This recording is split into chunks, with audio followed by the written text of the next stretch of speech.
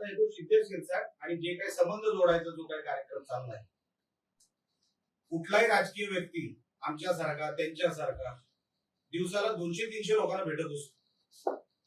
आता कोणी भेटायला येत असताना आम्ही त्याला असं विचारणार, काय रे मर्डर केले, मर्डर करून आलाय, विचारणार का आम्ही? तुम्ही विचारता का? कोणी नवीन माणूस भेटल्यावर कोणच विचारत नाही. त्याच्या तोंडावर लिहिलेलं नसतं हा मर्डर करून आलाय किंवा किडनॅपिंग करून आलाय, हा 2 नंबरवाला आहे. माझा प्रवेश झाला 23 ऑक्टोबर 2024 ला शिवसेनेमध्ये, आणि वैभव नाईक जे सांगतायत हा क्राईम घडलाय 2023 मध्ये, जवळपास मार्च एप्रिलच्या महिन्यात जवळ. म्हणजे मी 6 वर्षानंतर पक्षात आलो, तोपर्यंत मी बीजेपीत होतो. आता कोण बॅनर लावतो म्हणूनच माझं आणि त्याच्याशी चांगलं असेल, तर मग आरोपी नंबर जो 2 आहे, आरोपी नंबर 2 अमोल शिरसाट, हा वैभव नायकांवर डान्स करतो. सर्कल करून ठेवलंय, तुम्हाला हाय रेझोल्युशनची कॉपी पाठवतो. हा एका मिरवणुकीमध्ये वैभव नायकांवर डान्स करतोय. हा त्यांच्या मागे जो उभा आहे तो हात वर आहे, कदाचित एक हात खालच्या कमरेवर असेल, मला माहित दिसत नाही. आपल्याला मी हाय रेझोल्युशनचे फोटो पाठवतो. हा तो अमोल शिरसाट, आरोपी नंबर 2.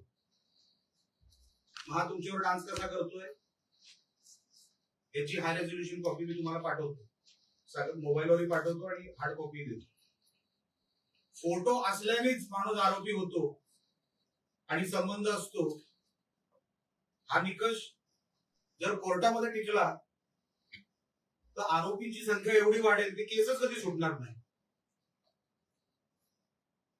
वैभव नाईकजी, आपल्याला कायदा कळत नाही, आपल्याला आमदारकी कळली नाही 10 वर्ष. आपण नको त्या लोकांना प्रोटेक्शन दिलं. दारू व्यवसाय, ड्रग्ज, अनैतिक जे काही व्यापार होता तो सगळा जिल्ह्यामध्ये 10 वर्षात मागच्या एवढा वाढला की आता आम्हाला साफसफाई करायला एवढा वेळ लागतोय. पोलीस यंत्रणा कामाला लागलेली आहे. 10 वर्ष तुम्ही ह्यांच्याकडून पैसे घेऊन त्यांना बोकाट जे काय पाहिजे ते करू दिलं, आणि आज उघड्या डोळ्यांनी आणि उघड्या तोंडाने तुम्ही सांगताय की हे सगळं कसं शिंदे सेनेचा. अरे शिंदे सेनेचा विषय कुठे आहे? तो पदाधिकारी कुठे होता शिंदे सेनेचा? त्यांची मिसेस जी पदाधिकारी होती ती 7 महिन्यापूर्वी राजीनामा दिलाय. शिंदे शिरसाट हा आमच्या शिवसेनेचा पदाधिकारी कधीच नव्हता. बॅनर लावल्यामुळे पदाधिकारी होत नाही साहेब. मिसेस होत्या, राजीनामा दिला त्यांनी 7 महिन्यापूर्वी. आणि म्हणून मी आता पोलिसांना मागणी करणार आहे